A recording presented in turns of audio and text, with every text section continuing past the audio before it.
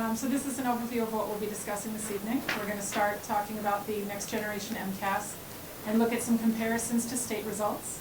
Then we'll talk about the legacy MCAS and look at multi-year trends because the years are still comparable with the legacy MCAS test. We'll look at the new SAT and comparisons to state and national results, and then we'll go back to multi-year trends for the ACT and the AP test. And we'll close with what our next steps in planning are for the remainder of this year and future years. So we've got a quote on our title slide here regarding the Next Generation MCAS results, and that's, "This is year one of the new assessment. Comparisons with the past are difficult and should not be made at all." And that's from the Secretary of Education for the state, Jim Kaiser. So we won't be making any comparisons to the past. We'll be making comparisons between ourselves and the state on the next several slides. The Next Generation MCAS, or Massachusetts Comprehensive Assessment System, covers grades 3 through 8 in English, Language Arts, and Mathematics. There's a new scoring scale this year. You'll remember the old scoring scale went from 200 to 280. This scale goes from 440 to 560. And parents who have students in these grades have probably already seen the parent report that included those scoring scales. The performance levels for Next Generation MCAS range from not meeting expectations to exceeding expectations. So in spring 2017, grades 4 and 8 took both subjects on computers, specifically Chromebooks in our case. And grades 3, 5, 6, and 7 took both subjects with paper and pencil. This spring, grades 4, 5, 7, and 8 will take both subjects on computers, and grades 3 and 6 will take both subjects with paper and pencil. And not to spoil 2019, but grades 3 and 6 will be on computers in 2019. So we're going to start by looking at ELA results. This slide shows the percent of students meeting or exceeding expectations in the district versus the state at each grade level, and then in the aggregate across the bottom row. All the way to the right, you can also see the average scaled score on the ELA Next Generation MCAS for each grade level. And to see that comparison in graph form, the percent meeting or exceeding ELA expectations, on all of these graphs you'll find we are the Braintree blue and the state is in red. So the comparisons here, while the actual percentages meeting or exceeding expectations have changed significantly under Next Generation MCAS, as I said at the October meeting, we continue to perform at a similar level above the state as to where we would have performed on the legacy tests. So these are our Next Generation Math MCAS results. The chart is in the same format. On the left-hand side, you can see meeting or exceeding expectations, the district versus the state. All the way to the right, you can see the average scaled score for each grade level, and across the bottom, you can see the aggregate data for grades 3 through 8. And here's the same graph for math. You can see us above the state again in all 6 grades. Okay, so that's the overview of what we can see so far from Next Generation MCAS. I think you've heard from us at several meetings, both when the testing finished in the spring and in October, that we're happy with the curriculum work that we've done to align to Next Generation MCAS, and we'll continue to work towards that as the other subjects with science and the high school come on board eventually in the coming years. We feel like we're well positioned with technology and with curricular resources to prepare students for these exams. The legacy MCAS we've been preparing students for a long time. This was taken last year in grades 5, 8, 9, and 10, with the science test coming in grades 5, 8, and 9, and the English, Language Arts, and Mathematics tests for grade 10 only. It's the familiar 200 to 280 scale, and the performance levels are warning or failing. Failing is a term that's only used at the high school levels, up through advanced. In spring 2017, all legacy tests were paper-based. In spring 2018, the science tests will assess transitional standards in a computer-based environment for grades 5 through 8. So the 5th and 8th graders will be taking all of their MCAS tests on computers, even though the science tests aren't really fully next generation yet, if that makes sense. I know. Next generation means different questions and on a computer. So we're just getting on the computer, but we're not all the way there with the next generation questions yet. All the high school tests in all subjects will still be paper-based this spring. This chart shows the percent proficient or higher on each of the science tests. In the left-hand column, the district versus the state. And all the way to the right, there's the composite performance index for those of you who remember MCAS presentations from years past. In that scale, you want to be closer to 100, and you can see that we're generally doing quite well in those categories. And here's our percent proficient and advanced, where the Braintree blue, the state in red again. This shows, since we're on Legacy MCAS now, we can compare historical data. So this is the aggregate group from 2012 to 2017. The other legacy test is the high school ELA and mathematics MCAS. And this slide shows both ELA in the top row and math in the bottom row. Comparisons of proficient and higher, the district versus the state to the left, and composite performance index all the way to the right. And graphing ourselves over time. This time we are Braintree blue for ELA and navy blue for math, but the state's still red all the time. So you can see us from 2013 up through 2017, the columns alternate ELA and math.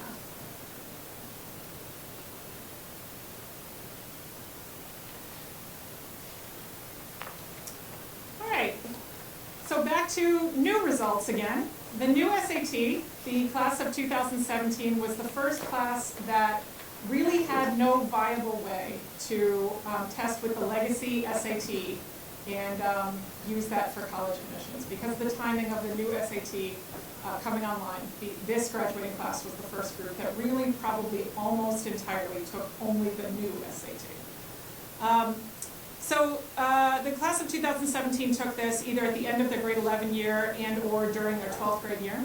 The subjects are evidence-based reading and writing, abbreviated EBRW, or the new verbal, for those of you who remember the way back SAT, and mathematics. The score range is still from 200 to 800 on each subtest, so a total score is now 400 to 1600. So those of you that remember the previous new SAT and how it went to 2400, this one only goes to 1600, okay? So we got this. Old SAT went to 2400, the old new SAT went to 2400, the new SAT, 1600. The essay section is optional on the new SAT, and both colleges and high schools, I think, are still reviewing what that means and what to do with that and how it impacts. If it's optional, I'm sorry. Yeah. If it's optional, I wouldn't do it.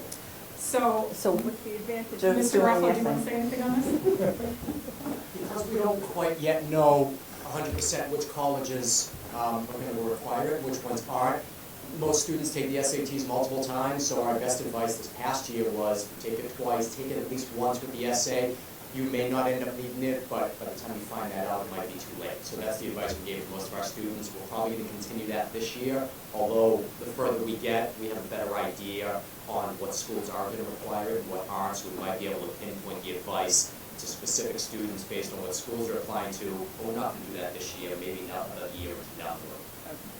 So let me ask you, SATs losing their relevance a little bit too in terms of admissions? It's a good question, because obviously you hear that many schools have gone test optional, okay? And I know, and not only that, but the ACT has now there's been just as many test takers in the ACT. 2 years ago, for the first time, more students took the ACT nationally than took the SAT. So for those two reasons, some people say, it's losing some of its prominence, losing some of its relevance. Yes and no. To that effect it is, but the fact is, even the schools that have gone test optional, for instance, everyone says, well, that's great, SATs doesn't matter. No, your scores can't really matter a great deal in getting into that school. What it does mean is if your transcript is great and everything else is great, and your SATs are only going to hurt you, you might not use them. But that doesn't mean they don't still help or can't help a great number of students get into those schools. So to a degree, yeah, because ACT has picked up speed and no test optional, but they're still very important. So, because I'm still trying to wrap my head around the fact we went from 2,400 back to 1,600, but it's I failed. Thank you, appreciate that. Now, if you have the if you take the essay optional piece, and like a college did not require it, would it hurt you to have the essay, or would the college not look at the essay? Without saying 100%, I'm 99.9% sure it would not hurt. Okay, all right, so it almost benefits you. There might be some outlier college out there who's gonna say, you know, we're gonna take it. No, you don't wanna go there anyway. We don't wanna go there. Yeah. But it's separate. Thank you. Any other questions on SATs? You want to move on? We'll circle back to MCAS. Oh, yeah, well, definitely, don't worry. Okay, so what makes the new SAT new besides the different scoring scale? There, on the EBRW portion, there are changes to the vocabulary and reading goals. So if you remember, the former SAT might have placed an emphasis on vocabulary that was erudite, to use an SAT word, or obscure.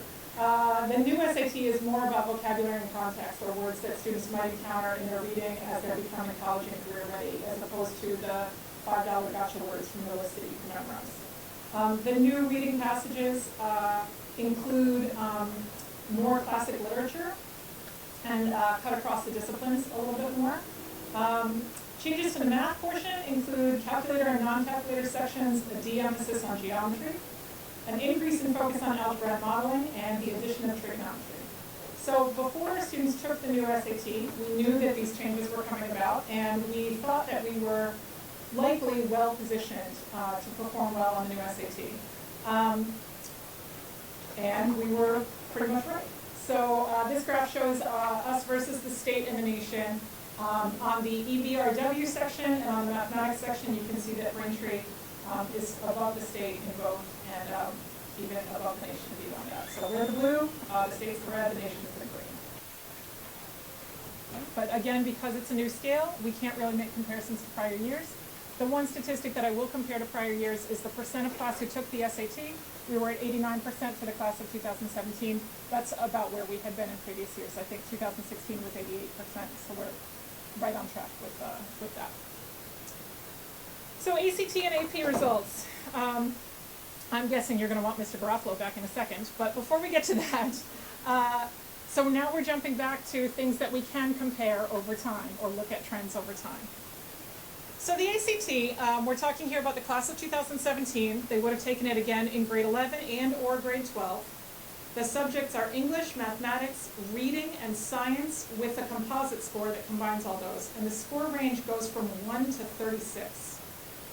So the class of 2017 was encouraged to take the ACT more than previous classes were due to uncertainty about the new SAT. So we didn't really have a lot of data on how students would score. Again, we thought that we were well positioned based on our curriculum and preparatory work, and fortunately we turned out to be correct.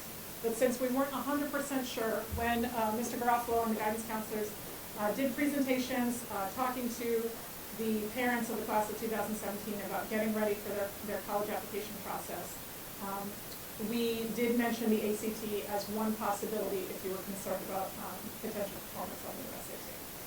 So this recommendation was communicated through the parent evening programs, group workshops, in-class presentations to students, and emails.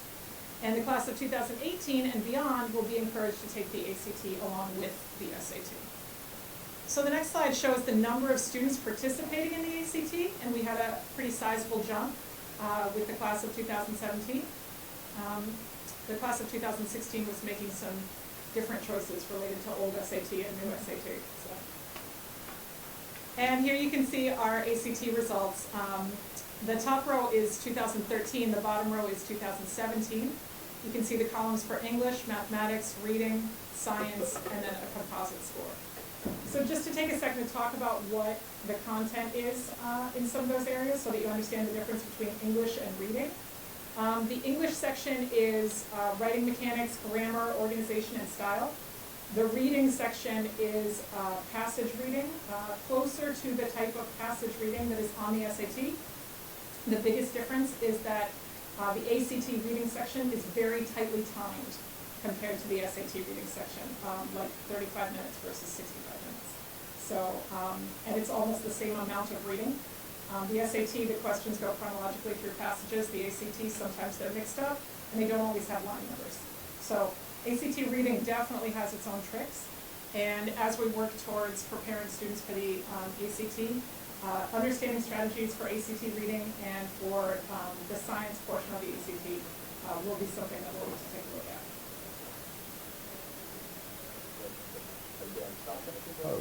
Ask as we go. Do you want Anthony back? I think or- I mean Anthony back, just to let you know ahead of time. Just stay at the table. Stay at the mic, Mr. We're on Garofalo, AP please. next, so you might as Did well. you happen to pull his daughter's files? Because Spike is getting ready Might for. get personal, yeah. She's not old enough for the ACT yet, thankfully. So again, this is I'm still wrapping my head in 24 to 16, but obviously the ACT is now gaining some prominence, and I think the mayor started to, and you talked about it a little bit last year when we did this presentation as well, how the ACT was sort of, what are we, how do I phrase this? I know we've done a lot in the past in terms of preparing our kids for the SAT through a variety of different methods and stuff within the schools. Are we starting to do that with the ACT too, in terms of preparing them, like Rebecca sort of alluded to, that it's a different sort of reading style or reading techniques that you're going to need? Are we addressing that at all? Not yet. I mean, to Rebecca's point, I think that's something we need to look at a little more. Okay. In the past, and it's still this way, the ACT has always promoted itself as a, test-taking strategies aren't going to benefit you as much as they would have on the old SAT, and on the new SAT saying the same thing, because it's more of a what do you already know kind of test. Doesn't mean there aren't things, and I think the reading and the science, what Rebecca mentioned, is probably something that we'd have to look at a little more, especially if we are going to have that many students taking it. But to answer your question, in the past, no, most of our test prep is always focused on SAT. And so, and again, I'm not a huge fan of any sort of test results, but just when you look at every other result that's in this packet, advanced placement, MCAS, MCAS 2.0, whatever we're looking at, we're always so much above sort of everybody else. And not that we're not with the ACT, but I just noticed the trend from 2016 to 17 is that in every single category, English, maths, reading, science, and the composite, the mass average and the US average all went up in every single category, and we went down in every. Now, given it's hundreds of points at times, but we did go down in every single category. Do we have any idea? Is it more kids taking it? Is that the trick? Yes, yeah. We were talking about this the other day. Yep, so we have a few speculations on why we think this is the case. One was the graph on the prior slide that showed more students taking it for us, where we hadn't really changed any endeavor to prepare them for it differently. We just presented this as an option. If it's an option that seems good to you, you're welcome to try it. And we had, almost 50% of the class sees on this as yeah, we are interested, which makes us start to realize, okay, we need to put more supports in place to make sure that everybody has a level playing field going into this. But remember, it was the new SAT for everyone. And our speculation is that in some of the more high-powered districts or high-powered elite college, competitive situations, there might have been students who didn't know if they were going to get a 1600, that would have been a 2400, or if they were going to get a 1590, and if that was make or break. And since there was not as much information released about new SAT, our speculation is that the math score may have jumped so much because the highly competitive population of math would have been taking the ACT as a more reliable measure that they could prep for. But we can't actually prove that without visiting all of their homes, which we're realistically not going to do. So, but that would be a logical reasoning for why there's a jump in math that isn't really seen quite as much nationally, and certainly isn't replicated for us, because we did not encourage our most competitive students. We didn't say, if you want to apply to the top tier schools, you've got to take the ACT also, and here we're going to drill and prepare you for it. We didn't do that. And just to add to that, on different thing, if you look at those numbers, and you might be saying, because you made a great point, on everything else, we're above the state average. We're below the state average here. So somebody might say, well, wait a minute, was it worth our students taking it? If you look at the 24.4, which is our composite score, so our SAT scores, which are above the average in state, is 1130. If you add up, now we're at 1600. We're back 1600. It's 1130, right? Throwing numbers right. out. So it's an 1130. 24.4 correlates to about an 1170, 1180-ish, when a college looks at the correlation of what that ACT is worth versus the SAT. 1170, 1180 is better than 1130. So we might be below the state average, but as far as college admissions, that kid with that score has a better chance of getting in than you did in the SAT scores. And that's the value of this. Appreciate that. Did you want to add something? Any other questions? Okay, we're gonna go on to AP, and Anthony can just stay. So, we had students in grades 9, 10, 11, and 12 taking advanced placement exams in 2017 in subjects including English, math, science, social studies, world languages, and the arts. The score range on AP exams continues to be 1 through 5. Colleges generally grant credit or placement for scores of 4 or 5, but the policies are set by individual colleges. In the past, 3 was a score that might have earned credit more often. More colleges are moving away from granting credit for 3. So you can see this is our historical data here for English, world languages, history, and social sciences.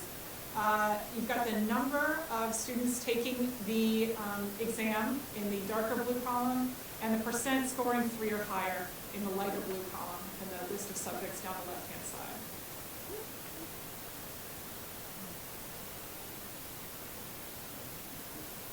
There's a couple of numbers here that went down in 2017. Okay. European history and US history. Do we know why? That's the one director we didn't bring with us. Ah, Wow. stump the panel. So we definitely did notice, and you can see at the top, I mean, the it's numbers. pretty significant. In the number of exams taken at the top, you can see that we had a different enrollment in advanced placement in 2017 than we had in the prior year. So there are times where scores went up significantly, and I'll take you to the science page, and you can see some nice movement in math and science up in some cases and down in one case. Yep. Yeah. But in general, it was a different population of students and a different number of exams taken, a significantly different number, which shows on the graph here. And for the only time in this PowerPoint, I've given you a dotted line of projected based on current enrollments, because I didn't want you to think that we were taking the downward trend lying down. We're bouncing back with 772 exams projected this year. So that's 722, sorry. 722. There might be one extra dot on my dotted line. What's the average per student? 722. The average number of exams per student. That 722 is 325 students who are taking it. So. Quick math, Ringus. A lot. It's about two. Let me ask a different way. What's the most the student could possibly take, 7 or 8 in their high In their school career. in their high school career? Career. We've had kids take 10. Yeah. 10. Really? The outlier kids definitely 9, 10, 11. But the average is 2. No, the average in a given year is 2. The average over the course of their career. Oh, the higher level students, Yeah, it's 5, that's 6, 7. It's a tougher So one it's all to over, calculate. okay. It could be a student who's reaching and just taking 1 in psychology or environmental science. That's a great achievement for that kid. And then it's the student who has been taking them since sophomore year, every chance they can get, and it takes 8 easily. So it depends. It really does. Okay, thank you. Michael? On the English world language and history, I'm in AP Human Geo, and I'm perplexed. Is this the first? It's not the first year this is running, right? No, it did not run last year. It had run previous to that. Human Geo some years. The enrollment didn't warrant it running last year. So no, we have data in the past, but it didn't run in 16. All right. I'm sorry, it's 17. So it's not included. But you can see, for example, U.S. government showed up in 17 and was not in many of the previous years, and it's because the enrollment was usually alternated between these two. Yeah. And you can see the same thing with some of the computer science on this slide, where we had computer science A, and then we had computer science principles, and excitingly, for 2018, we have both. So, Awesome. happy about that moving forward. Thank you. All right. So just to step away from test data for a minute, there's definitely been some talk about ratings and rankings for our school system and for the school district, and there's stuff you can find online, whether it's US News and World Reports or Boston Magazine or Niche or whoever.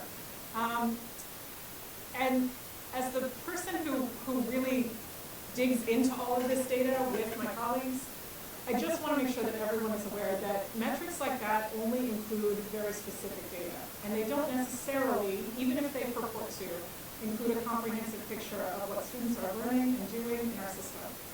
The metrics only answer certain questions that whomever has designed them has set them up to answer, and they might not be the question they think they're answering. Of course they think they're answering who has the best schools. But the question they're really answering might be something closer to when you aggregate all the test scores across all the grades, across all the subjects, and take the standard deviation, and like it isn't necessarily the answer that the question that we really want to answer to. So metrics on for-profit sites, especially those that link to real estate sites, exist for reasons other than the public good. You might be able to argue that sites that are, journalist-based, that they are trying to report appropriately to the public good, but I would argue strongly that if they're marketing their ratings as something that you can link in with their API on your own website, they're looking for money, not looking to inform the public out of the goodness of their hearts. So Braintree continues to perform very well in relation to other districts of comparable size and demographics. And all of us who are here tonight will continue to work to ensure that in the coming years. So let's talk about how we're going to do that. Next steps. As we prepare for next generation MCAS, we're moving towards, as I said, the computer-based testing in ELA and math in grades 5 and 7. We're moving to the computer-based testing on transitional science standards in grades 5 and 8. We're preparing for the next generation high school MCAS coming up in 2019. And that, as I told you in October, will include transitional competency determinations for graduation.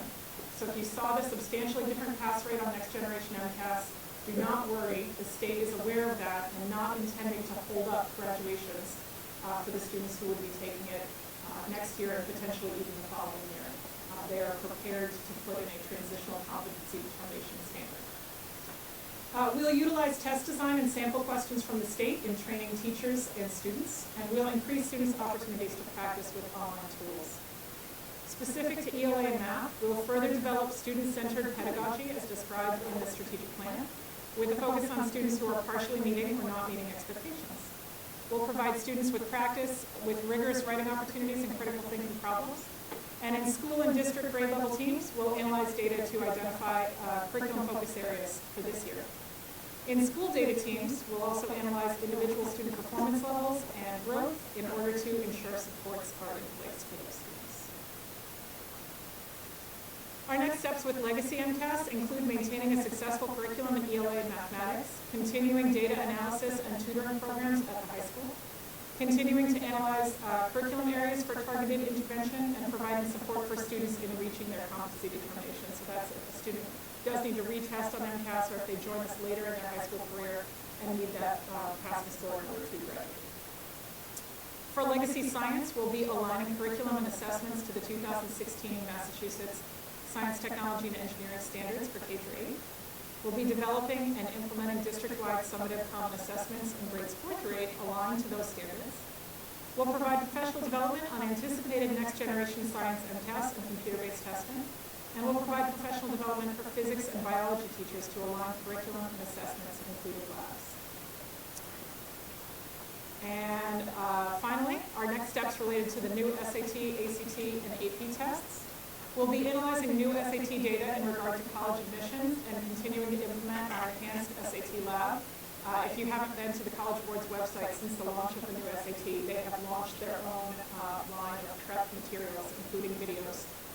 And as self-serving as that might be, the materials are actually pretty good. So we employ some of those videos in our SAT lab. We will continue the improved community and continuing education classes in partnership with the academic departments. So these are the SAT prep courses that students can sign up for through the EPIC school. And we'll develop recommendations for the class of 2018 and beyond on the function of the essays. With ACT, in support of strategic plan goals, we'll be looking to increase ACT participation in the classes of 2018 and 19. And with AP, we'll continue to focus on broad enrollment and opportunity. And as I mentioned before, we've returned to offering AP Computer Science A while continuing to offer principles. It is. Goes great with how Kathy started the evening. It does. 11-year-olds coding at Java. Yep, they'll be ready for Computer Science A next year, right? Absolutely. Mr. Kokoris, did you have a question? If I may. Yes, certainly. So on the first question is on the next generation ELA and math sections. Am I to interpret that the reason that we are below the state average on partially meeting expectations is because we have more, better numbers above that, meeting expectations and exceeding expectations? Yes, definitely. Okay. Just wanted to make sure I was reading that correctly. You are reading it correctly. And then on the legacy MCAS, I noted a couple of issues in grade 5 science and grade 9 science. So we're kind of on the proficient level.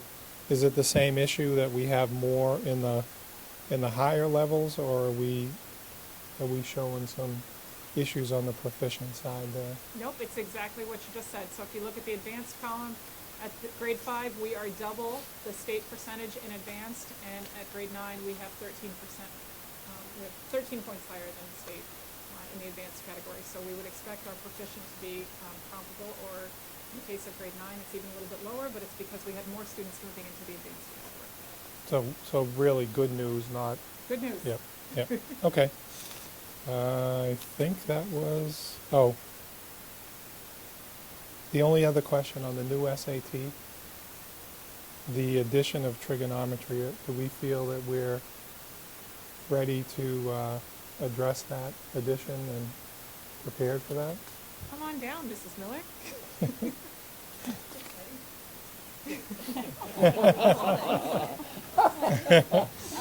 Yeah, so we do feel like we're prepared for this change. So we knew that it was coming. One of the things that my predecessor had actually put into place was moving all of the geometry into 9th grade, which allows us to then have Algebra 1, Algebra 2, and pre-calculus. Pre-calculus is really where trigonometry is introduced in a row in grades 10, 11, and 12, depending on the different level of the student. So most students are choosing to take the SAT for the first time in 11th grade, so they would have been exposed to trigonometry, and then they would be done with their trigonometry education by the time they take it in 12th grade, usually for the final time with the SAT. Okay, great. Thank you. Any other? Oh, Ms. Naughton. Rebecca, thank you for putting this together. The day the MCAS results came out, I was on the state website, and I'm like, I'm just going to wait. Rebecca's going to spell it out for me. I'm wondering if this can be put on the website, the Braintree Public Schools website, because the day the results came out for the MCAS, there was a lot of chatter on social media from parents, and I think if they look at this, they might be a little more happy than they were originally. I would like to do that. Thank you. Just to make a suggestion around that, I think that, it's one thing to hear the presentation. It's something else to see this in isolation. And when you have questions like Mr. Kors had tonight, it helps, I think. We've talked about doing this actually for the East Middle School project and having like a narrated video of the project. I think having a narrated video of a PowerPoint is something we really are, it's something we're having conversations about, because you could look at this in isolation and still not necessarily feel better about how our kids did based on the gold digger standard or whatever it was that people were quoting on social media. I think, well, the patch actually, the patch had actually put a link on to, as Rebecca referred to it, a third-party site, and they do this a lot. And we know, as she mentioned, when you look at the Globe, we get U.S. News, generally the statisticians that are putting those together, you have a level of confidence in that they're looking, at least you know what they're looking at. When we dug into a little bit into the other one and the methodology that was being used, and the state has said repeatedly, you cannot compare last year to this year. If there's any criticism of the state, and I gave you an article from Globe, and you can see that school systems like Newton are having the same challenges we are in terms of trying to explain the results, because parents who had kids who were scoring in the advanced category may not have scored in the advanced category on this new next generation test, because it's completely different. And the message about you can't compare, I think, could have been stronger from the state. We were hearing it, but in terms of public and them getting out in front of it with the public, I don't know. I feel like they could have probably done a better job with that because, correct me if I'm wrong, Rebecca, but I believe the Next Generation MCAS is really tethered more to NAEP in terms of standards, in terms of performance standards and the expectations of Massachusetts students, because what they were finding is at some point when 95 or 98% of your kids are scoring proficient in advanced, what are you really measuring anymore? So the state made, I think, a very conscious decision to say, we have a higher standard than the rest of the country. Therefore, we're going to go to a Next Generation MCAS, and we're going to, and how we measure our kids' performance against that test, which was already the toughest in the nation, is going to be even tougher because we're going to align it to NAEP, which Massachusetts generally does well on, but we're going to align to NAEP instead of aligning to anything else. So it was kind of a double whammy where you have a new test, and on top, which was harder, on top of that, how they were measuring student performance was against a higher standards. Exactly. And I think that, that's a tough message to get out publicly, but again, I think everyone is still trying to figure out how to explain these, and I know that I put people through a lot of questions around it myself, but the whole point, and I was finally convinced of it by Rebecca and her crew, that we cannot compare. She does have a crew; they're all right there. We cannot compare last year. You just can't do it. So for all kinds of reasons, and so that's been the challenge, I think. And we know we know where we are, and we know what we're doing is good, and we know what we're doing is going to continue to show results. So